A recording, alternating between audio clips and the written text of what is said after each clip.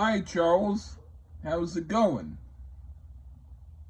Hey everybody, I'm glad to be back from the Lee Grossman show.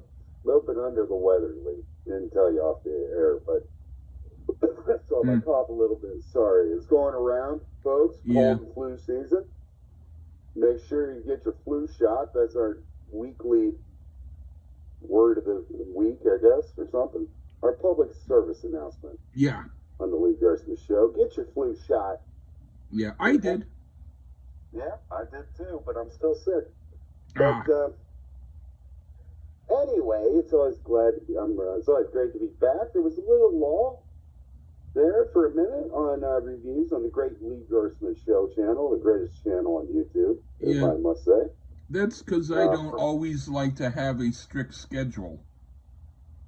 me, it was kind of nice because I recently got an air fryer. I'm always 20 years behind everybody else, Lee, Yeah. so I've been cooking. Oh, wow. I think I'm gonna make stuffed peppers and maybe video it and put it on the Lee Gersten channel. That might be cool. You know, Yeah, I like talking made, some food. I have a stove that has an air fryer as a part of it. So, but I was, cooking some rice with some beans, and then I added some eggs and some cheese and some pork rinds and some bacon and and and and and some various stuff. Yeah, It's like when one ingredient gets not quite totally, well, it might not have been beans, it might have been lentils, but either way, it was rice and something and the other ingredients, and after I start dwindling down and there's almost nothing left except for some sauce and maybe some uh-huh. remnants, then I'll add more things and water and then use whatever was left as part of the seasoning for the new batch. And Cool. that's how I do it sometimes. Cool. Yeah. Uh, I even made some, because I am in the land of milk and honey, which is Poland. Hmm. I even made some air fried pierogies. Oh, You and got how some was it? pierogies there? Oh, it was great. Hey, Wow. you got some pierogi joints there in New York City? I I suppose. I guess Got to. so. There's some places where I can go to get it, and probably um maybe some Jewish delis might have it. Yeah, well, I'd highly recommend it. And before we announce what we're doing today, I've been seeing this on the Facebook, Lee. I'm sure you have as well. Hmm. He's a friend of mine. I'm sure you don't mind him or you're a friend as well. I've been seeing Metal Mike Yeah. from the Bushy Metal Mike show there. Been a little under the weather. We're throwing you out some positive vibes there, buddy. Yeah, Get he's a better. good guy. Really good guy. I met him in So, person. me too. Really good guy. Unfortunately, he's a Pittsburgh Steelers fan, but it doesn't matter. I'm still going to pull for him. Yeah. And Metal Mike, get on the men, buddy. You're one of the good ones Yeah. in that crew of peeps. So we're pulling for you here at the Lee Gerstmann show, right, Lee? Yeah, he deserves a thumbs up. Well, all right. We got all that out of the way. Cooking, Yeah. illness, flu shots, some good feels for Metal Mike. What are we doing today? Which was my suggestion. Yeah, the last album by Johnny Cash called American 4, The Man Comes Around. Cool. And the Now, weird thing is, yeah. when these people do albums with like number 4 or number 3 or whatever, it makes me a little bit wondering, does that mean that it's a part of a series, or are they just trying to give it a number as well as a name? Because with some things, was. if it's like volume whatever, it makes me want to hear the first volume first. But Ah, so it's almost like saying that a part of something is the whole thing and not just a part. So right. it's kind of odd. A little bit, Yeah. perhaps. It is a series. Oh. Um, uh, at this point of this is the last album Johnny Cash had put out while he was alive. Oh. There is a volume or two after this that was put out after he had passed away, Oh, okay. but was recorded probably around the time this came out. Oh, okay. Um, right. He had, in the cruel world that can be the music business, he had been dropped by, I think he was with Columbia, Yeah. and I believe so. And because he wasn't apparently doing hits anymore or something like that. So Johnny Cash was approached by Rick Rubin, Yeah. who at this point had Deaf American label, Yeah. and signed Johnny Cash. So all of these albums are on the Deaf American label, all produced by Rick Rubin, to Hmm. include this one. Oh, wow. And yeah, I will say I had an ulterior motive of picking this album because I was raised in a house where I don't think you weren't a big Lawrence Welk person, right, Lee? I was Just, aware. I mean, like, was it like you're aware, but it's like run away, Lawrence Welk, or if it wasn't It Lawrence was Welk, no, like I know who it was.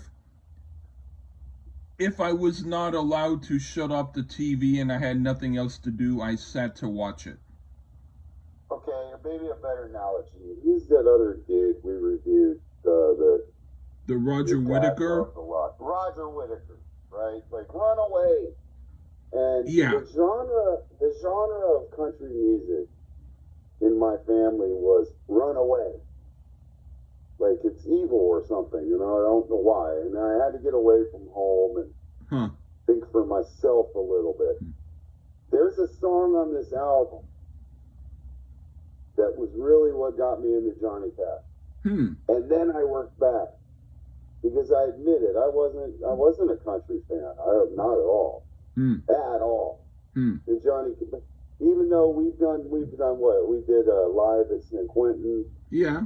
and we did some other Johnny Cash thing. I think, like to me, Johnny Cash is above genres. He's not just country. He's just Johnny Cash. Oh, Period. yeah. To me, that's my opinion of the man. But he really is known more as a country artist. But there's a song on here that really is what lit my fire about Johnny Cash. Next thing you know, 8 months later, he passed away. A couple years later, there's a movie made, which was fantastic. Great movie. Hmm. And then I deep dove at that time. Oh. But I was not there from like the time I was born or whatever. No. Oh, okay. I wasn't. I admit that. I'm being honest. I forget when I first heard his work, but it was much earlier than when you did. I wouldn't doubt it. But that just goes to show if you're raised around people who are like, don't listen to country. No. I'll ground you and not let you eat supper. Huh. That's our old stuff that we would deal with, our generation. Yeah. Well, I might have been worried to listen, but that seems silly, of course, but it was the way it was. But there was always something about Johnny Cash before that, because he always wore black and shit like that. I always thought that was cool. Yeah. But there is a song on here that is what really got me into him, because I wasn't into any country music other than Conway Twitty. Oh, but that's still cool. Right, but probably until Mr. Cash. Mr. Cash made me listen to other country genres or artists and not have this preconceived notion that I can't because we're rock and roll or this and that. No, I mean, good music's good music, folks. Yeah. That's my opinion. And So it's never you too you you late to didn't open your mind. you didn't hear Jimmy Crack Corn and I Don't Care, the Blue Tail Fly? Oh no. By who? Oh By Johnny Cash? no. I'll give you an album. I know Jimmy Crack Corn, and I don't care. Yeah. Yeah, well, I think that Johnny Cash did it, but we're talking about an album that was on the Somerset label where there were two different sides of it, and one of the sides was Rusty Adams doing songs made famous by Johnny Cash. But we had Rusty Adams do it, and weirdly enough, for that weird budget album, it's actually on streaming. And Oh, I got to check it out. it's on Somerset, and it was the country album that I used to listen to, and my dad liked it a lot. You know? Well, I mean, thankfully, like I said, I dropped any preconceived notions. Yeah. Checked out some Johnny Cash. Checked out this and that. Love Loretta Lynn. Mm-hmm. Love a lot of country music, actually. Not so much modern. Love Hank Williams, all iterations. Mm-hmm. But it opened my mind. But, like I said, to me, once you really start looking into Mr. Cash, to me, he defies all genres. Yeah. Like, he deserved to be in both the Rock and Roll Hall of Fame and Country Hall of Fame, like Elvis. Yeah. Maybe not Dolly Parton, but definitely Elvis. Yeah. And Johnny Cash. And I think, in retrospect, I might like Johnny Cash a little better than Elvis. Huh. For authenticity. But, yeah. I don't know. But at this point, Johnny was not doing well health-wise.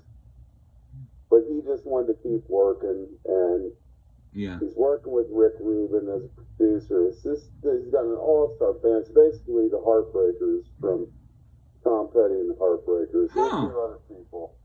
Yeah, here and there. And John Frusciante from the Chili Peppers might show up here. That's very, very interesting. Very interesting.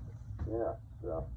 But that's about all I got on this, so sorry, folks, if you're mad that I didn't like Johnny Cash right out the womb, but at least I found him at some point. Yeah. And there you go. All right. Do you want to start with the first song? No, I'd like to hear what you think about The Man Comes Around. All right. It seems as if the production and the way he does the song seems a little bit tired. As if he did it by the numbers, but that's only because of his age. I didn't exactly hate it, but I've heard much better from him. What do you think? Well, one of the few original Johnny Cash songs on the record here. It definitely had some biblical undertones throughout it, to include a somewhat odd opening spoken word part, which is interesting. I would love to do one day, Lee, side note. He did like the History of America as a spoken word album. I don't know if you know of that. I should know it, but I don't know for sure. Okay. Well, anyway, so kind of reminded me of that. But the guitar part has that Cash feel. Like, he's credited throughout, so I'm assuming he's playing that scratchy part that he's very famous for here. Fairly upbeat. I mean, it's pretty decent, but not something I'd say is a definitive Cash track to me. Just a passable opening track here. All right. What do you think of Hurt? Well, this is it, Lee. I have to admit, this is the song that brought me to the dance to this album. Yeah. And to be perfectly honest, this is the song got me into Cash to begin with. And I'm sure, yeah, like I said, I was late to the dance. I will never forget watching MTV late one night while I was living in Hawaii, and this video played. And I was first off intrigued by the fact that a Johnny Cash video was being played on MTV, and then was absolutely floored by the power of the song and also the video. And it's a cover of a Nine Inch Nails song from 1994. I can't say I was familiar with it at the time, the Nine Inch Nails song, but I've retroactively listened to it, and while it's fine, this right here is the definitive version of the song, and Trent Reznor himself has stated as such. One of the most powerful songs I've heard in my life, and easily my favorite on the album, and it's one of my favorite Cash songs, period. Go ahead, Lee. Well, I said, this is well done. The lyrics are pretentious to me, but musically, it's a good song, and I can understand why Johnny Cash would want to do it, but a small part of me thinks it's pandering to his stereotypical image and he was looking for sales, but still, it's done well. Okay. Correct. Now for the next song, Give My Love to Rose. This song works totally. It's the first song on the album that I don't have any criticisms about. It's done well. What do you think? Another Cash original here. It was recorded originally in 1957 with the Tennessee 2. And there's also a version on Live at Folsom if you look hard enough. This version seems to be a bit more gritty. We lack the Luther Perkins excellent guitar here, but this is a more rootsy take to the song. Acoustic guitar galore. You can hear the strain from Cash's weak health that actually adds to this track. Talk about an artist suffering for his art. This song won a country Grammy for 2002. It's another good one here, very authentic and haunting. Give My Love to Rose. All right. What do you think of Bridge Over Troubled Water? Simon Garfunkel cover here. This one has a bit of a kitchen sink type production and performance. We get accordion, some mellotron, and also Fiona Apple on harmonizing vocals, which I think are pretty bad, actually. I don't know if I've heard worse harmony vocals ever, and that's a shame, as I enjoy some of Miss Apple's work, but not on this track. If she was deleted, this would be a nifty cover. I mean, it doesn't hold a candle to the original Simon & Garfunkel classic, but unfortunately, she is on it, and it makes it a not great cover here. Okay, I put, not that I don't appreciate the original, but musically, I like this version better. But this is a case of the very strange happening. Johnny Cash sings very much like someone who can't sing the tune. And when Fiona Apple comes in, she makes him sound good by comparison. This is one odd rendition that ultimately is laughable to me. And this is not a laughable song, but at least Simon and Garfunkel sang it well. But if this arrangement was paired with Simon and Garfunkel's voices, it would be pretty great. But this is vocally amateur night with a granddad and his drunken, drugged-up granddaughter. Not great. Yeah. Now for I Hung My Head. This is played well, and it's a serious song, but I don't like it. It's not my type of song. And the way Johnny Cash sings it, it's not bringing it for me. But I won't say the song is terrible, but it's definitely not anything that I like. And his not singing it well doesn't help it any. What do you think? Well, now Mr. Cash is going to cover some Sting. And apparently this is during the adult contemporary days of Sting, as I am familiar with the song. It's from 1996. Now I know, but go on. Yeah, but I'm going to understand it was written by Sting about the TV westerns he had admired as a kid. So it makes sense here. It surely didn't sound like something Stinger would normally get into. I have to note, obviously, when you think of America, you think Sting. Oh. Which is the title of the album, right? Huh. American Floor. Yeah. Yeah. At least the theme is something American. I suppose. Hmm. I mean, I don't mind it. It's just an album filler. It's nothing spectacular. But an interesting take of some sting here of a song I never heard. Huh. Yeah. What do you think of First Time Ever I Saw Your Face?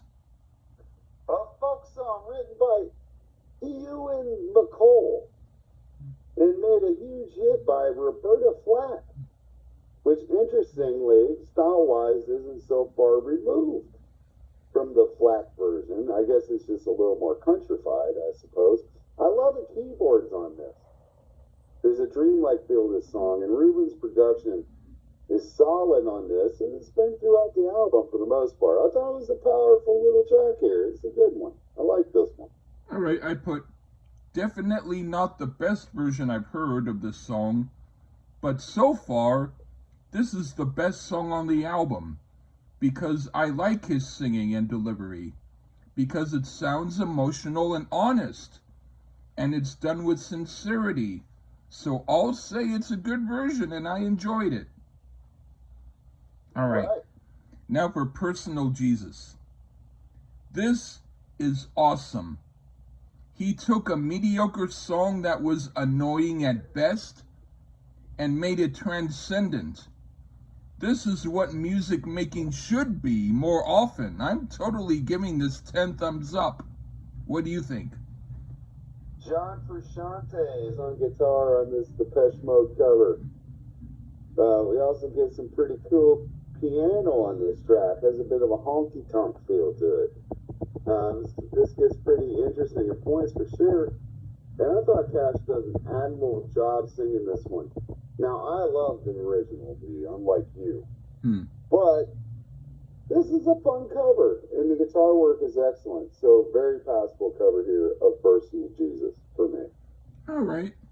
What do you think of In My Life? Oh, now we jump in the Lennon McCartney songbook here, which is, I mean, covering the Beatles, that can be a hard one for me. And it's also a song I hold highly. I'm sure I already know he doesn't too much, but can Cash do it justice? Well, I don't think it's quite as good as the Beatles version. There is a certain charm to this one with the acoustic guitar mimicking the Harrison guitar parts of the Rubber Soul track. This is a bit more minimalistic with only Cash on vocals, and we get a vibraphone solo tastefully played. It's a bit more of a lullaby version here, and I'm going to give it a passing grade for me. It's nothing I'd skip.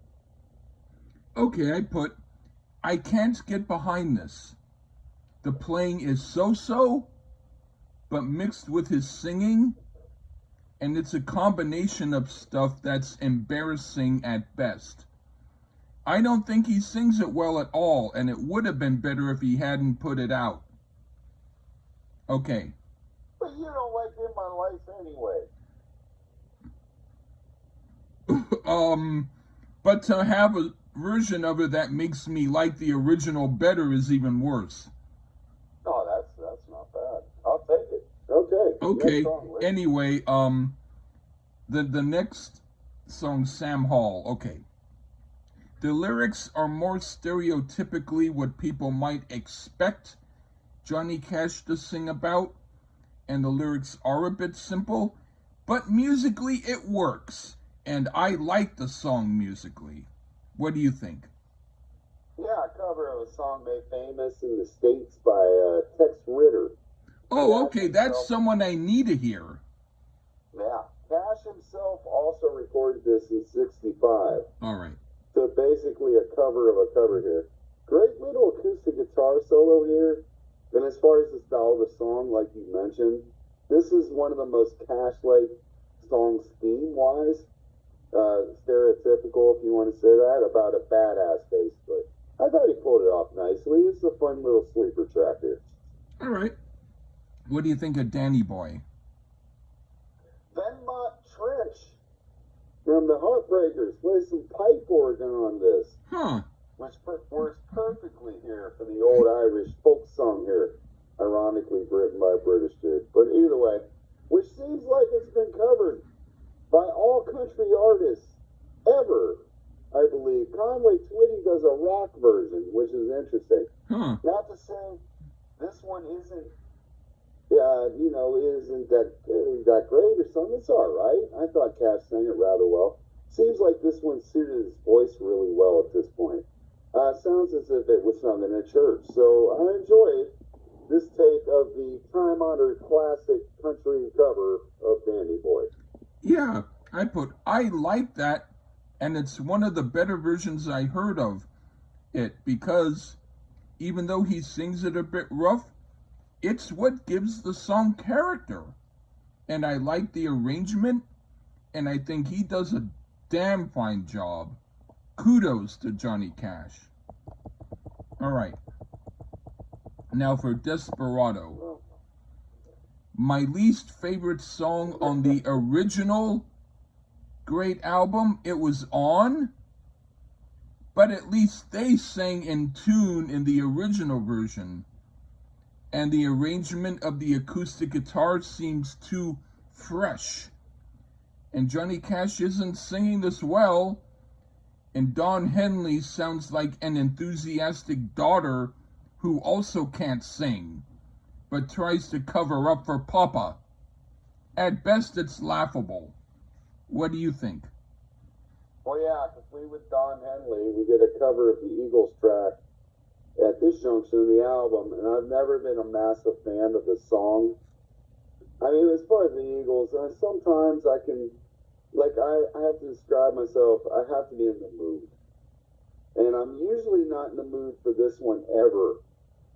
Yeah, and I'm not sure why. It just doesn't do a lot for me. So, see, to me, Cash didn't sound that bad on it, but I'm just not a fan of the song. So, I heard it for this, there you go. I heard it for the review, but I'm sure Eagles and Henley fans could enjoy this version, as it has some value with them. Daughter, son, harmonized vocals, we got the line of the night with Henley and Cash. For me, I'm going to say no. This is a song that could have been left to the B-sides or deleted to the trash heap. Fuck Desperado. I don't like the song to begin with. All right. Right on, okay. What do you think of I'm So Lonesome I Could Cry? Well, Cash covered some Hank. The first iteration. We've done all three on this channel. And with Nick Cave from the Bad Seeds yet to boot. And Nick Cave was a lifelong Cash fan. So this had to be a dream come true for him to get a duet spot with Cash. But for me, this was more like it. Fuck Desperado. And first off, it's a better song than Desperado. The way it's produced, it sounds as if it was live in a small saloon with two old friends singing this classic number. Thankfully, way better than fucking Desperado. All right, now this is superb. A duet that works. I love the arrangement and how they sing it. Well, they get a bit rickety when they sing together, but they still manage to sound sincere. So I forgive the last part. But overall, this might be the very best song on the album so far. All right. Now for Tear-Stained Letter. Perhaps the most annoying song on the album. The song was mediocre. Johnny Cash sings it fine, but it sounds like a filler piece that didn't need to be on an already long enough album. Blah. What do you think? That part I'm not going to disagree right off the rip. This was like that CD era, too many songs. I'm not going to say this one. I would say Desperado, maybe a song or two that we hit here coming. Cut It. But maybe not this one. Hey, man, we got current Oasis drummer Joey Warnaker, I think is his name. He's on the track here. That's how big of a fan I am. I don't know his name. But he is. And we actually do get some drums, which hasn't been featured a lot on the album. But we get some here. It's got a bit of a bluesy feel. And it's the last original Johnny Cash song here, Lee. So I don't know if it's his last ever. I have to check out the posthumous reviews, albums. but it's an album cut. Bit more pep to it, which hasn't been there a lot on the record. I thought the piano work was a highlight, great solo, but it's just an album cut. Not terrible, but it's whatever. Okay. Just whatever. Yeah. What do you think of Streets of Laredo? Well, it's a traditional cowboy song here. Nobody knows who wrote it. It's a traditional. And we're back in the themes that seem perfect for Cash, a custom made.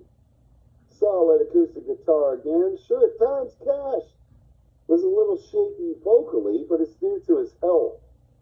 And this is a marvel that he even wanted to continue making music to begin with. A true artist, no doubt.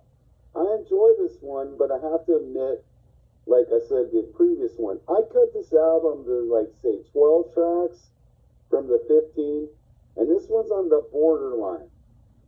Maybe either this or Tear Stained Letter, but it's on the upper half, or upper third of what I would cut. So it means it's the best of the ones I might cut. Okay. I like it musically and even lyrically. But the way Johnny Cash sings it, he sounds like my annoying grandmother, and that's not a good sign. So it's okay, but it could have been better. All right, now for the last song. We'll Meet Again. Very best song on the album. Excellently performed, excellently sung, worth hearing all the other songs to get to this one. What do you think? Dude, I have to admit, hearing Johnny Cash do the song made famous by the incomparable Vera Lynn is a surprise as we close this collection out with this track. And seemingly rather appropriate due to where Johnny was at that point of his life. We even get some clarinet, which almost seems obligatory to have in this song to begin with, and it even has a slight jazz feel to it. We get some gang vocals at the end, which is another hallmark of the Vera Lynn version, albeit a little bit less. It went a little bit longer on hers. A rather cute and quaint cover here overall. And even with a couple tracks that aren't quite up to snuff, to me, this was a solid album that is appropriate listening. And my hat's off to the legend, Johnny Cash, for this brave effort. I don't know about the best track in the album, but it is definitely a highlight of the album, Lee. We'll meet again. Yeah. We're going to do Vera Lynn someday on this channel, damn it. Yeah. I would say this album overall was worth hearing because it was interesting. Because there were enough of a mixture between good, mediocre, and not good, so that it kept me on my toes. It wasn't like a big amount of one or the other. It kept switching for me. So I thought that at least it was interesting and worth hearing for that reason. Well, let's also take this into account, Lee. Rose Carter Cash was still alive when this was made. Mm-hmm. In the Hurt video, she was actually in it. Then she passed away, but she told him keep working. So definitely 5, and I think there's 6. Johnny Cash was in a wheelchair, and he was still doing music because he told Rick Rubin, if I don't keep working, I'm just going to die. Yeah. That's a music lover. Yeah. Even if it was poo-poo, a track or two, I still respect this guy a lot. And I wish I would have liked him out the womb. Yeah. So, I felt bad goddammit, having to say what I said about some of them, but I still needed to be honest about it musically. But I'm still happy he did it. Yeah, I mean, and I didn't like every song either. I will agree, there was too many songs. Yeah. Should have been cut down to 12, maybe 11. Yeah. And it would have been just fine. But it was so great to hear a cover of We'll Meet Again. Yeah. It was so great. I would love to hear more covers of Vera Lynn. Yeah. I want to hear a Lee Gerstmann cover of We'll Meet Again. Huh. think about it. Suno accent. Yeah. Yeah. Okay. Well. They won't do it. It's trademark. Yeah. You got to do it. Yeah, I know. I still can play piano. Anyway. I know. Anyway, thanks for having me again and listening to some Johnny Cash, somebody we mutually respect on this channel. Okay. Take care, Charles. Have a good one, everybody. Bye-bye.